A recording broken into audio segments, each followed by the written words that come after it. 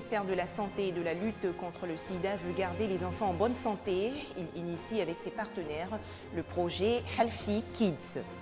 Toujours en Côte d'Ivoire, apprendre aux femmes à lire et à écrire pour lutter contre l'analphabétisme. L'organisation non gouvernementale Dieu Vivant intervient dans la commune de Cocody. Enfin, mobilisation des ministres européens de la santé contre le virus Ebola. Une réunion d'urgence à Bruxelles pour évoquer la coordination de leur lutte. Voilà donc pour le sommaire de cette édition. Bonsoir à tous et bienvenue. Pour commencer, les activités du chef de l'État, le président de la République, Alassane Ouattara, a reçu aujourd'hui en audience l'ex-président burundais. Le major Pierre Buyoya brigue le poste de secrétaire général de l'Organisation internationale de la francophonie. Il est actuellement en campagne à Abidjan avant de poursuivre dans d'autres pays son voyage. L'élection du nouveau secrétaire général de l'OIF est prévue en novembre prochain lors du sommet de la francophonie à Dakar, au Sénégal. Un enfant qui a bon appétit, c'est signe de bonne santé. Les enfants ont donc besoin de manger sain pour bien grandir. C'est ce que préconise le programme Healthy Kids, entendez enfants en bonne santé. Objectif, sensibiliser les enfants, parents et personnels de cantines scolaires à la consommation de repas équilibrés et à la pratique régulière sportive. Le projet initié par le ministère de la Santé et ses partenaires va soutenir la stratégie gouvernementale École Amis de la Nutrition. 6 millions, c'est le nombre d'enfants tués chaque année par la malnutrition dans le monde. En Côte d'Ivoire, un enfant sur 3 accuse un retard de croissance et plus de 70% des enfants en âge préscolaire et scolaire souffrent d'anémie selon le ministère en charge de la santé. La malnutrition par carence en fer, le retard de croissance et la sédentarité provoquent une baisse du quotient intellectuel et affectent les performances scolaires. En réponse à ce fléau, le programme Healthy Kids, enfants en bonne santé, a été mis en place par le groupe Nestlé avec le soutien du ministère de l'Éducation nationale et de l'enseignement technique. Une initiative qui est à sa phase pilote.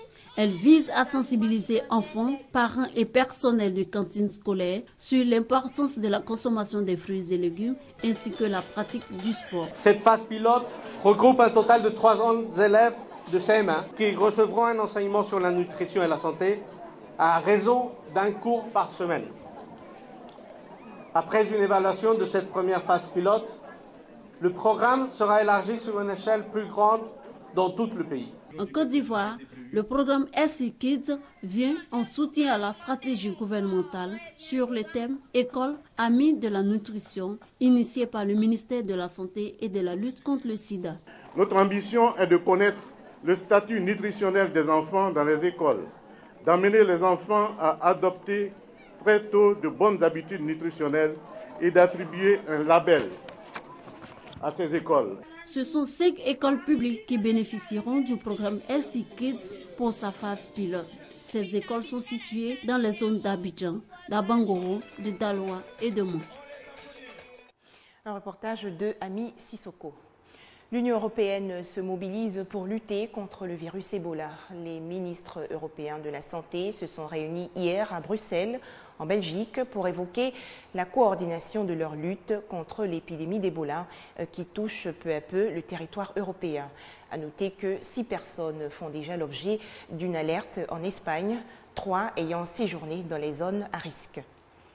Les ministres européens de la Santé se sont réunis à Bruxelles sur un éventuel renforcement des contrôles des voyageurs en provenance des pays africains touchés par Ebola. La Grande-Bretagne est le seul pays de l'Union à avoir introduit des contrôles à l'arrivée dans ses gares et aéroports, suivant l'exemple américain et canadien. La France va imposer des contrôles à l'arrivée dans ses aéroports internationaux à compter du 18 octobre.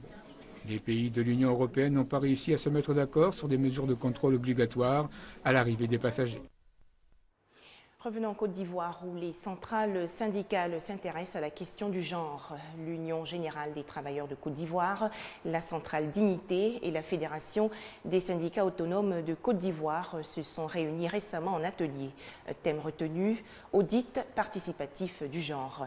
Il s'agit entre autres d'amener les femmes à participer davantage au développement du pays. Comme dans plusieurs secteurs d'activité, Les femmes sont très peu représentées dans les instances de décision syndicale. En vue de promouvoir la question du genre dans le syndicalisme, un atelier de formation est organisé. Une initiative des centrales syndicales UGTCI, Dignité et FESACI, avec l'appui de la Confédération syndicale internationale Afrique. Objectif, faire un diagnostic de la question du genre et inviter les leaders syndicaux à la prise en compte du genre.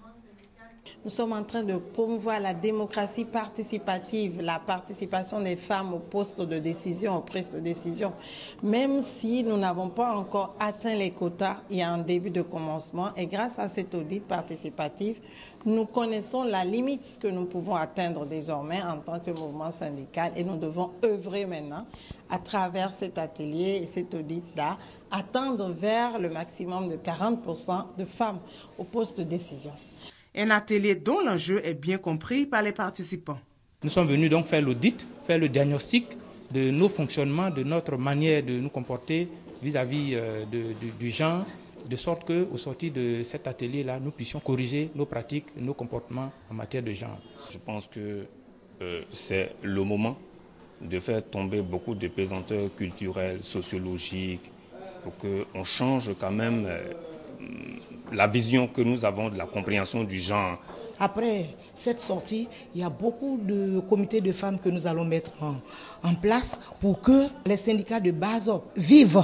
Cet atelier permettra d'élaborer un plan stratégique sur la promotion du genre au sein des organisations syndicales. On faisait le point avec Grace Kando. La lutte contre l'analphabétisme en Côte d'Ivoire s'intensifie. Pour juguler le fléau, l'organisation non gouvernementale dénommée Dieu Vivant a décidé d'apprendre à lire et à écrire aux femmes du quartier de Plateau-Agban dans la commune de Cocody. Rappelons que selon les statistiques de l'UNESCO, le taux d'analphabétisme en Côte d'Ivoire est de 51%. Savoir lire et écrire. Un vœu cher à ces femmes de l'association Dieu Vivant des deux plateaux Agban. Abiba, tresseuse, mère d'un enfant, et Marina, commerçante, mère de 3 enfants, habitent le quartier de plateau Agban. Elle décide de s'inscrire au cours d'alphabétisation. Si tu ne sais pas lire et écrire, et si tu veux faire quelque chose, écrire quelque chose, bon, tu es obligé maintenant de demander à quelqu'un de le faire pour toi. Bon, tu as des secrets pour toi personnel. C'est pas que tous les enfants connaissent l'algo, souvent ils envoient et puis ils disent maman, il faut m'expliquer. Si tu ne sais pas lire, comment tu vas les expliquer? Or, si tu sais lire, tu sais écrire, tu les expliques aussi. C'est ça même qui m'a poussé véritablement à venir apprendre à lire et à écrire. L'association Dieu Vivant fait la promotion de l'alphabétisation. Elle regroupe en son sein les Ivoiriennes et les femmes de la CEDEAO. Savoir écrire, aider nos enfants à la maison, pour faire les calculs, pour faire nos commerces, pour aller en avance. Les responsables de cette association, au-delà du programme de l'alphabétisation, entendent initier ces femmes aux technologies de l'information et de la communication TIC. Aujourd'hui, nous sommes à l'ère de la mondialisation où vraiment l'information doit être comprise par chacun. Donc au niveau de la lecture comme au niveau du visuel. Lutter contre l'analphabétisme. C'est l'objectif du ministère de l'Éducation nationale et de l'enseignement technique qui veut réduire le taux d'analphabètes de 51% à 35% en 2020. Un reportage de Koné Pargassoro. À l'ouest du pays, un conseil régional de paix pour la gestion des conflits dans le Guémant. C'est un projet initié par les chefs traditionnels de la région. Comment va-t-il fonctionner? Quelles seront ses actions? Des réponses dans ce reportage. Le Conseil régional de paix s'assigne pour mission principale de prévenir les conflits et les éventuelles crises dans les départements de Diokoué, Bangolo, Kouibli et Fakobli dans l'ouest de la Côte d'Ivoire.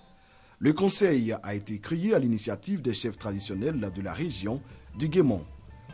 Si chacun de nous a perdu un être cher, pourquoi ne pas nous remettre ensemble pour reconstruire ce que nous avons aidé à détruire? La cérémonie officielle de présentation de ce nouvel instrument a été l'occasion pour la ministre Anne-Désirée Ouleto de saluer l'initiative. Elle a invité les chefs traditionnels à être des acteurs de paix au sein de leurs communautés respectives. Je vais vous suivre parce que vous êtes dans la vérité. Vous dites, nous-mêmes, on a aussi notre part de responsabilité. Mais ce que vous avez fait, le président de la République l'avait déjà fait en donnant l'exemple. Il a dit aux Ivoiriens, ce qui s'est passé là, nous tous, on est fautifs. Chacun doit demander pardon à son frère. Les crises successives en Côte d'Ivoire ont durement secoué l'ouest du pays. Les chefs traditionnels se sont résolument engagés à ressouder le tissu social. Des précisions de Serge Colléa. Enfin, un terrain d'entente entre Lagos et la secte Boko Haram. L'armée et la présidence nigériane annoncent aujourd'hui avoir obtenu un accord de cessez-le-feu avec le groupe islamiste armé. Cet arrangement comprend notamment la libération des 276 adolescentes enlevées en avril dernier lors de l'attaque d'un lycée à Chibok dans l'état de Borno. Pour avoir refusé de combattre contre les islamistes de Boko Haram dans le nord du Nigeria, 59 soldats sont jugés devant un tribunal militaire d'Abuja. Accusés de mutinerie, tous ont plaidé non coupables. C'est le 3e procès du genre en 2 mois.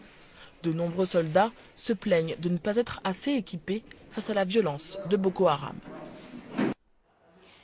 Des combats entre forces pro-gouvernementales et groupes islamistes ont fait 18 morts aujourd'hui à Benghazi, dans l'est de la Libye.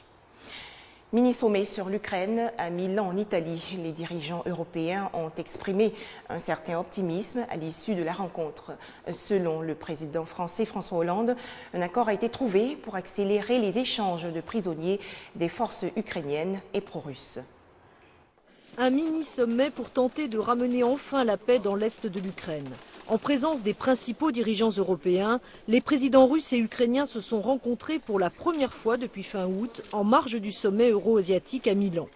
Optimisme affiché à l'issue de la rencontre, le chef du gouvernement italien, hôte de ce mini-sommet, le qualifiant de vraiment positif, tout en signalant les nombreuses divergences existant encore entre Russes, Ukrainiens et Européens. Optimisme partagé par son homologue britannique. C'était une rencontre très positive. Et Vladimir Poutine a dit très clairement qu'il ne voulait pas d'un conflit permanent et d'une Ukraine divisée. Si c'est le cas, alors la Russie doit maintenant appliquer toutes les mesures qui ont déjà été décidées. Mais pendant que Vladimir Poutine était à Milan tout sourire, le Kremlin jetait un froid en déclarant que certains participants refusaient de voir la réalité en face, rendant les négociations difficiles et pleines de désaccords et d'incompréhension. Autrement dit, ce ne sera pas la faute des Russes si les discussions échouent. Et sur le terrain, aucune accalmie. À Donetsk, par exemple, les habitants continuent de faire les frais des combats entre armées ukrainiennes et séparatistes pro-russes qui font rage autour de l'aéroport. Divergences persistantes donc sur la situation en Ukraine, longuement détaillée lors d'un tête-à-tête jeudi soir entre la chancelière allemande et Vladimir Poutine, qui quelques heures plus tôt avait menacé les Européens de couper le gaz cet hiver si le contentieux avec Kiev sur les livraisons de gaz n'était pas résolu. Si nous voyons que nos partenaires ukrainiens commencent à prélever illégalement du gaz de notre système de gazoducs d'exportation comme ils l'ont fait en 2008, alors nous diminuerons nos livraisons à hauteur des volumes dérobés. À l'issue d'une deuxième rencontre, un accord sur le contentieux gazier semblait se dessiner. Les Européens espèrent régler définitivement ce dossier mardi prochain à Bruxelles. Pour terminer, 2 éventuels organisateurs de substitution pour la Coupe d'Afrique des Nations 2015.